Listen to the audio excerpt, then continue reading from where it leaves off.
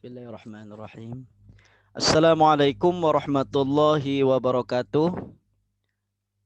Selamat pagi anak-anak Bapak.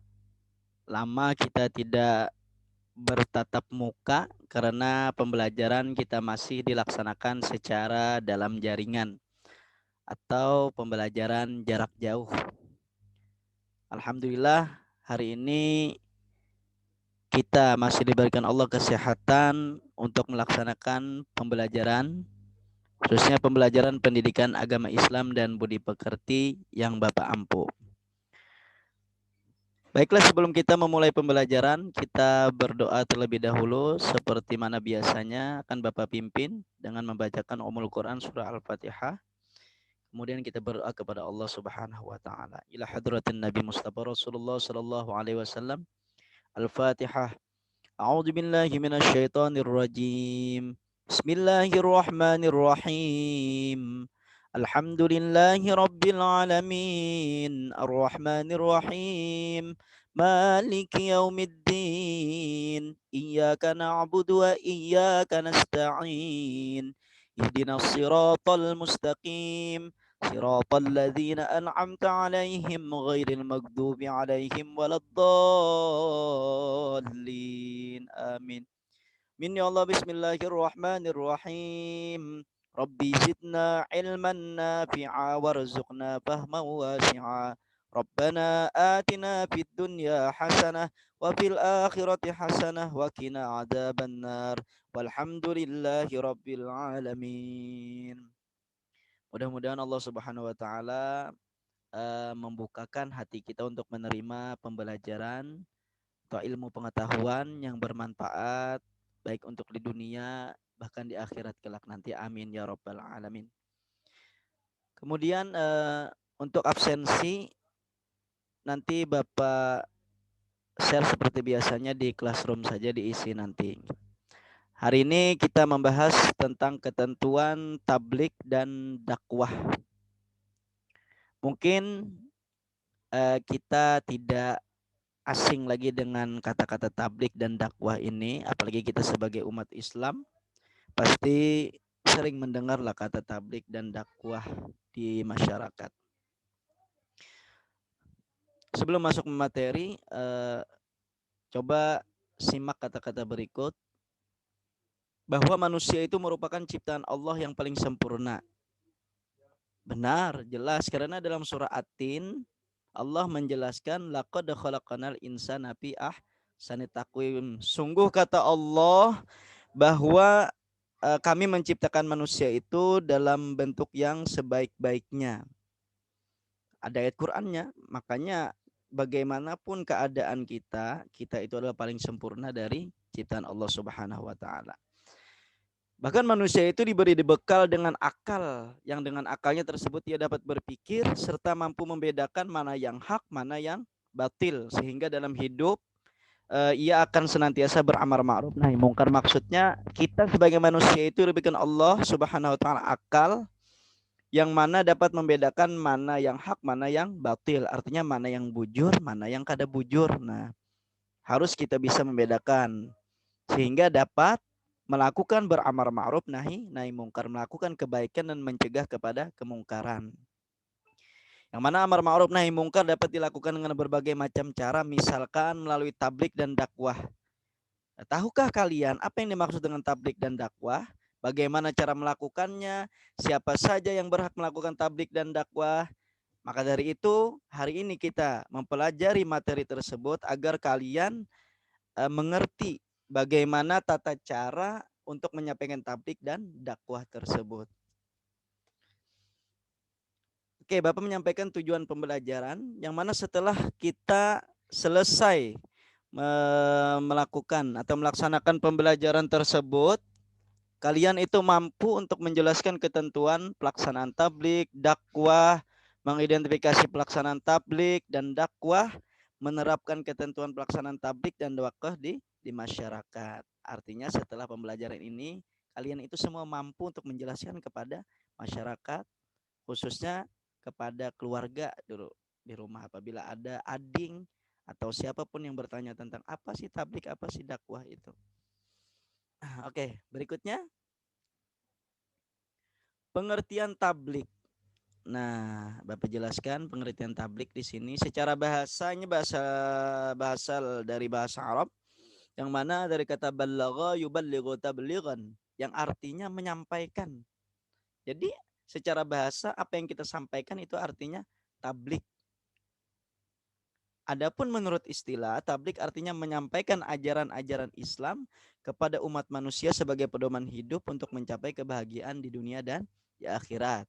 Tablik merupakan salah satu ajaran Islam sebagaimana yang ditegaskan oleh Allah dalam surah Al-Maidah ayat 67 yang berbunyi, mari kita baca bersama-sama.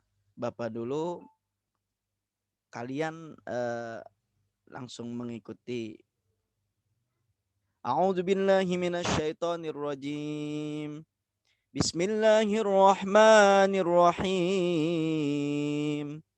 Ya ayyuhar rasul balligh ma unzila ilaika mir rabbik wa illam taf'al fama balagta risalatah wallahu ya'simuka minan nas innallaha la yahdil qaumal kafirin. Artinya, kata Allah, wahai Rasul, sampaikanlah apa yang diturunkan kepadamu dari Tuhanmu, dan jika tidak engkau lakukan apa yang diperintahkan itu berarti engkau tidak menyampaikan amanat-amanatnya. Dan Allah memelihara engkau dari gangguan manusia. Sungguh Allah tidak memberi petunjuk kepada orang-orang yang kafir. Nah, dari ayat di sini Allah itu menyuruh kepada Rasul dan kemudian Rasul menyampaikan kepada kita sebagai umatnya bahwa sampaikanlah apa yang diturunkan kepadamu, yaitu ayat-ayat Allah tentang kebaikan, tentang peringatan, tentang pahala, tentang surga, tentang apapun yang ada di dalam Al-Quran. Sampaikan, kata Allah. Dan jika tidak engkau lakukan apa yang diperintahkan berarti engkau tidak menyampaikan amanat. Oke, berikutnya dalam pelaksanaan tablik, seorang mubalik. Mubalik itu artinya orang yang menyampaikan, tablik orangnya. Adapun tablik tadi penyampaiannya. Seorang mubalik harus memperhatikan hal-hal sebagai berikut. Satu, sogianya seorang mubalik hendaknya memahami apa yang ia sampaikan telah diamalkan dalam kehidupan sehari-hari. Tidak cuma menyampaikan, tetapi dia mengamalkan juga apa yang diketahuinya baru disampaikannya kepada orang lain. Contohnya misalkan bahwa dia mengetahui bahwa sholat, zakat, puasa itu hukumnya wajib. Dia amalkan dulu, baru kemudian dia sampaikan kepada orang lain. Kemudian apa yang disampaikan tidak boleh bertentangan dengan akidah dan syariat Islam. Misalkan memperbolehkan mencuri, memperbolehkan sholat ada 6 waktu. Nah itu kan di luar dari akidah dan syariat Islam bertentangan. Tidak boleh seorang mubalik menyampaikan hal yang bertentangan dengan syariat Islam. Kemudian seorang mubalik hendaknya menyampaikan materi tablik secara luas, komunikatif sehingga dipahami para pendengarnya. Juga hendaknya menyampaikan seruannya dengan cara yang santun dan bijaksana. Terus apa etika dalam menyampaikan tablik itu, bagaimana etikanya? Harus ada etika. Kalian sebagai murid saja harus mempunyai etika yang baik terhadap guru, orang tua di rumah.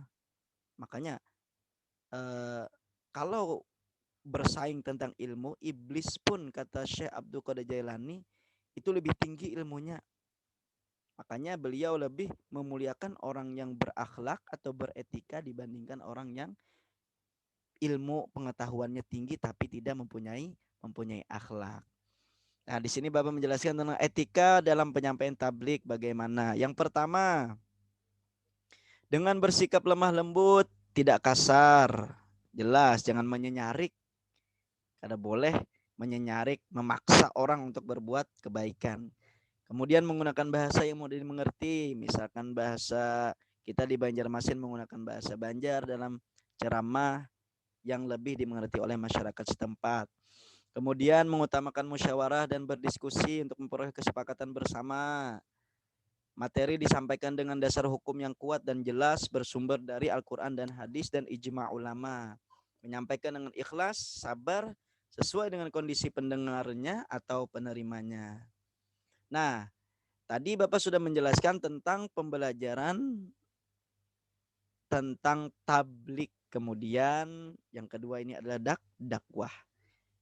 Nah, kurang lebih sama-sama menyerukan kepada kebaikan, menyampaikan kebaikan kepada orang lain. Coba kalian baca di sana pengertian dakwah. Dakwah secara bahasa adalah memanggil, menyeru, mengajak pada sesuatu hal. Adapun menurut istilah, dakwah adalah kegiatan mengajak orang lain atau orang banyak atau seseorang atau lebih ke jalan Allah secara lisan ataupun perbuatan. Ya, kayak Bapak nih kan konco mengajak, ayo kita. Misalkan ada waktu sholat zuhur sampai, ayo kita sholat, kita sholat. Karena sholat itu wajib. Nah, itu kan berdakwah, menyeru, memanggil. Kemudian, berdakwah merupakan tugas suci umat Islam sebagaimana Rasulullah Shallallahu alaihi wasallam bersabda. Jelas hadis ini sering kita dengar, baik itu disampaikan oleh para pendakwah, para dai di televisi dan dimanapun. Rasulullah Shallallahu alaihi wasallam bersabda, an Abdullah bin Amrin wa anna Nabi sallallahu alaihi wasallam balighu anni walau ayah. Biasanya kita sampai ini aja mendengar balighu anni walau ayah. Ini hadis yang agak panjangnya, dari sanadnya dijelaskan di sini. Dari Abdullah ibnu sesungguhnya Nabi Shallallahu alaihi wasallam bersabda, sampaikanlah olehmu apa yang kalian peroleh dari aku, kata Nabi, walaupun hanya satu ayat. Artinya apabila kita memiliki pengetahuan ilmu yang bermanfaat untuk orang lain, itu jangan disimpan, sampaikan kepada orang lain. Maka apabila kita menyampaikan kebaikan dan orang lain mengerjakan kebaikan tersebut, kita pun mendapatkan pahala apa yang didapatkan oleh yang mengerjakan kebaikan tadi. Tidak dikurangi oleh Allah. Misalkan yang mengerjakan tadi dapat 100 pahalanya, karena ia tahu dari kita, kita pun diberikan Allah 100 pahala. Nah, luar biasa loh. Makanya dari itu sering-seringlah kita apabila ada kawan berbuat kesalahan, saling mengingatkan, saling mengingatkan. Lalu apa saja metode dakwah yang diajarkan Al-Quran? Ada 3. Metode bil hikmah, metode mau'izah hasanah, metode mujadalah. Bisa kalian baca di sana pengertian dari 3 metode tersebut. Itu dengan kebijaksanaan, melalui pendidikan dan pembelajaran, dan juga dengan cara berdebat atau diskusi.